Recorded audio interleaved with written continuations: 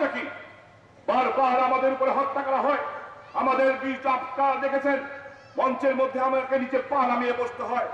মুরব্বীরা বলে, মজিবুর ভাই বলে, ইয়াসিন ভাই বলে, আমার মামারা বলে, এখানে যারা আছেন উপস্থিত সবাই বলে পিছের চেয়ারে বসেন। বলেন আমি কিভাবে পিছের চেয়ারে বসি যদি আমার মুরব্বীরা মাটিতে বসে? মাটিতেও বসতে পারি না, পিছেও বসতে পারি না। ওই যে চন্দনশীল বসে আছে, দুটো পা নাই। কি অপরাধ? অপরাধ কি? আমার 20টা লোককে হত্যা করা হলো। আওয়ামী লীগ অফিসে বোমা মেরে 20টা আমার বুকের কলিজার টুকটাকে নিয়ে যাওয়া হলো। শত শত মানুষ আমরা আহত হলাম। আহত হওয়ার পরেও কানে কানে আমার নেতা কর্মীদের বলেছি, যখন জ্ঞান ফিরেছে কারোর উপরে আঘাত করো না। আমরা দেখি নাই কে আমাদের উপরে আঘাত করেছে, সো কেউ উপরে আঘাত করো না। 20টা বন্ধু হারিয়েও আমার ছাত্রলীগ, যুবলীগ, আমার কৃষক লীগ, স্বেচ্ছাসেবক লীগ, শ্রমিক লীগের নেতা কর্মীরা, আমার আওয়ামী লীগের নেতা কর্মীরা আমার কথা শুনেছিল সেই দিন। একটা কারণেই আমরা ধৈর্য করতে শিখেছি। আমাদের নেত্রী জননেত্রী শেখ হাসিনা আমাদের ধৈর্য ধরতে শিখিয়েছেন। যেই মহিলা তার মা, বাবা, ভাই, তার পরিবারের সকল মানুষকে হারিয়ে, পৃথিবীর মধ্যে আমার মনে হয় ওনার চেয়ে বড় এতিম কোন মানুষ নাই। সকল মানুষকে হারিয়ে যিনি ধৈর্য ধরতে পারেন, তার দলের কর্মী হয়ে তো আমাদের ধৈর্য ধরা শেখা উচিত। আমরা সেটাই শিখেছি। কিন্তু আমরা কি মরতেই থাকবো? আমরা কি মার খেতেই থাকবো? আজকে যেটা পিছন থেকে বলতেছে, ভাই ওরা তো এখনো বহাল তবিয়তে ঘুরে। বলেন, আপনারাই বলেন, যাদের উদ্দেশ্যে এই কথাটা বলা হচ্ছে যে ভাই যারা মারলো তারা তো এখন বহাল তবিয়তে ঘুরে, আমি কি জবাব দিব? আমি কি জবাব দিব?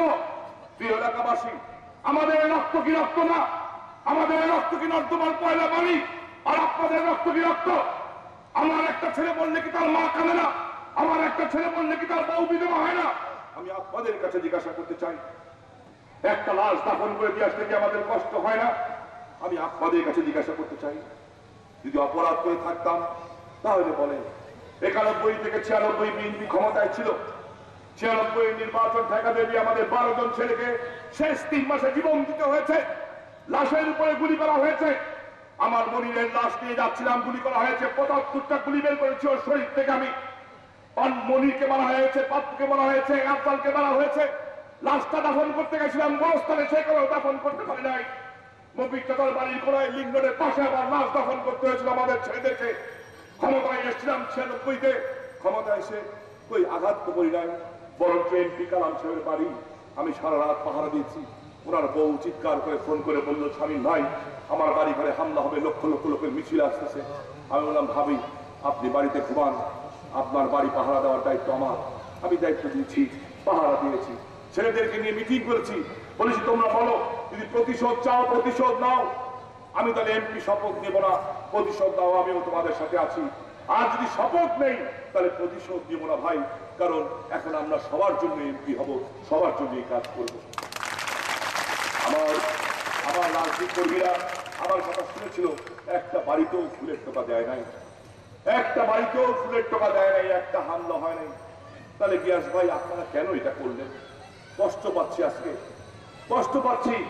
ভেবেছিলাম যাওয়ার সময় আপনার বাসায় গিয়ে একটু সালাম করে যাব, কিন্তু নেতা কর্মীদের এই কথা শুনে এখন আর পারলাম না।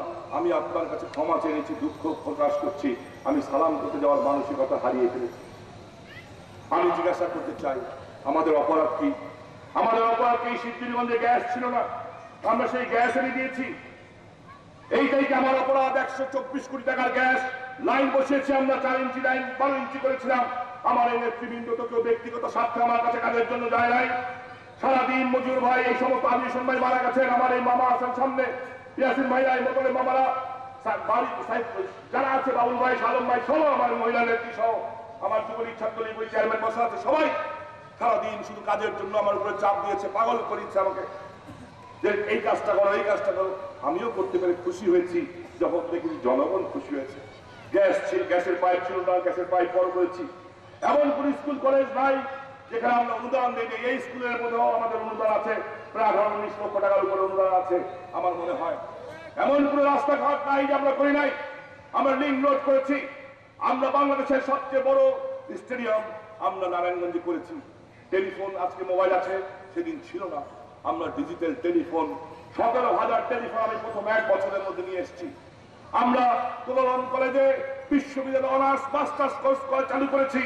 আজকে আমাদের ছেলেরা উচ্চ শিক্ষায় শিক্ষিত হতে পারছে, এখানে বহু কলেজের ছাত্র আছেন। তাহলে আমাদের অপরাধটা কি? আমাদের অপরাধটা কি যে পবিত্র কাবা শরীফ ছুঁয়ে আল্লাহকে বলছি, হে আল্লাহ রাব্বুল আলামিন, তুমি আমাকে দিয়ে রাস্তাঘাট, পুল কারবার, মসজিদ, মাদ্রাসা সমস্ত কিছু করার সুযোগ করে দিয়েছো। যত বড় বড় কাজগুলি ছিল আল্লাহ আপনার হুকুমে আমি সেই কাজগুলি আমার জননেত্রী শেখ হাসিনার সমর্থনে, সেই কাজগুলি আমার নেতা কর্মীদের সাহায্যে আমি কাজগুলি করতে পেরেছি। আল্লাহ রাব্বুল আলামিন, আমি আপনার কাছে শুকরিয়া জানাই। পাশে আমার স্ত্রী ছিলেন বসা, আরেক বন্ধু ছিলেন। তখন কাবা শরীফ ছুঁয়ে চিন্তা করছিলাম, শুক্রবার জুম্মার পরে আল্লাহ রাব্বুল আলামিন আমাকে অনেকবার কাবা মক্কা মদিনায় যাওয়ার সুযোগ করে দিয়েছেন, আলহামদুলিল্লাহ। চিন্তা করছিলাম যে ঠিক আছে, মানুষের জন্য কিছু করলাম, আল্লাহর জন্য কি করতে পারি, কিভাবে আবার আল্লাহকে আমি খুশি করি। একবার চিন্তা করলাম মসজিদ বানাই, চিন্তা করলাম মসজিদ তো অনেকেই বানাতে পারে। এরপর চিন্তা করলাম মাদ্রাসা বানাই, চিন্তা করলাম মাদ্রাসা অনেকেই করতে পারে। তারপরেও আজকাল মাদ্রাসায় যে সমস্ত অস্ত্রের ট্রেনিং হয়, গুনার সোয়াবের চেয়ে গুনাহ হয়ে যায় কিনা বেশি, তাও নিয়ে ভয় পাইলাম। এরপরে অনেকক্ষণ চিন্তা করি যে আল্লাহ, আমাকে একটা আপনাকে খুশি করার জন্য আমাকে একটা পথ দেখান। তারপরে আবার হঠাৎ করে মাথায় আসলো নারায়ণগঞ্জে যে ঘটনা ঘটে, মহিলা বৃন্দ যারা স্টেজে আছেন, নিচে আছেন, আপনাদের কাছে মাপ চাই। নারায়ণগঞ্জে আমার মা বোনের ইজ্জত বিক্রি করা হতো। নারায়ণগঞ্জে যেই মায়ের পেট থেকে আমি জন্ম নিয়েছি সেই মায়ের ইজ্জত বিক্রি করা হতো। ছোট ছোট বাচ্চা মেয়ে যাদের বয়স 8, 9, 10, 11, 12, এই ধরনের 4000 মেয়ে ছিল শুধু, যাদের বয়স 8 থেকে 11 বছর। আপনি একবার চিন্তা করে দেখেন, আপনার মেয়ে ওইখানে থাকতে পারতো। আমি যখন কল্পনা করি আমার বোন, আমার মেয়েকে নিয়ে, তখন আমার মনে হয় যে আমি এই মুহূর্তে মরে যাব। তারা কেউ স্বেচ্ছায় সেখানে যায় নাই, তাদেরকে বিক্রি করা হয়েছিল। যেই পুরুষ সমাজ তার মায়ের ইজ্জত বিক্রি করে চলে, আমি তাদের সমর্থন করতে পারি না। সেইখানে তখন পবিত্র কোরআনে দেখলাম, হাদিসে আছে, যে এলাকায় জেনা বিক্রি হয় সেই এলাকায় আল্লাহর গজব নাযিল হয়। অর্থাৎ আমরা নারায়ণগঞ্জের মানুষ আল্লাহর গজবের তলে ছিলাম, আল্লাহর গজবের তলে ছিলাম। এবং আল্লাহ সুবহানাহু ওয়া তাআলা বলেছেন, এই পতিতাবৃত্তির বিপক্ষে, বেশ্যাবৃত্তির বিপক্ষে যেই ব্যক্তি প্রথম যাবে সে আমার প্রথম কাতারের ইমানদার। আমি প্রত্যেকটা মসজিদের ইমাম সাহেবকে ডাকলাম, আমার দলের নেতাকর্মীদের ডাকলাম, প্রথমে মুসলিমদের ডাকলাম। আমি হিন্দু, বৌদ্ধ, খ্রিস্টান, গির্জার সমস্ত যারা ধর্মীয় নেতা তাদেরকে ডাকলাম। প্রত্যেকটা ধর্মে এটা নিষেধ। প্রত্যেকটা মসজিদের ইমাম সাহেব আমাকে প্রচন্ড ভাবে সহযোগিতা করেছেন। আমি আমার নেত্রীর কাছে গেলাম। আমার মহান নেত্রী জননেত্রী শেখ হাসিনা অত্যন্ত আল্লাহওয়ালা মানুষ, বিশ্বাস করবেন এইরকম আল্লাহওয়ালা মানুষ আমি আমার জীবনে খুব কম দেখেছি। রাজনীতিবিদদের ভিতরে প্রচন্ড আল্লাহর প্রতি অগাধ বিশ্বাস। এই কথাটা আমি আপনাদের পরে বলবো। আমি এসে বললাম, কাবা ছুঁয়ে শপথ করলাম যে আল্লাহ সুবহানাহু ওয়া তাআলা, আমি এই পতিতাবৃত্তি এখান থেকে উঠাবো, গায়ের জোরে না, পুণ্য বাসন করে, ওদেরকে সুন্দর জীবন দিয়ে আপনি আমাকে সহায়তা করেন। আমি আপনার ঘরে আবার আসবো। আল্লাহ, আমাকে আপনি সহায়তা করেন। আর যদি না পারি তাহলে আমি এমপি থেকে পদত্যাগ করবো। ওয়াদা কার সাথে করলাম? আল্লাহর সাথে করলাম। এই কথা শোনার পরে আমার যে বন্ধু পাশে বসা ছিল সে আমার উপরে খেপে গেল যে আপনি আর কার সাথে লড়বেন? রাজাকারের বিরুদ্ধে কথা বলেন, এখন পতিতাবৃত্তির বিরুদ্ধে কথা বলছেন, ওরা শত শত কোটি টাকার মালিক, আপনি কি বুঝেন কি হবে? আইলাম চুপ থাকেন, কথা কম বলেন।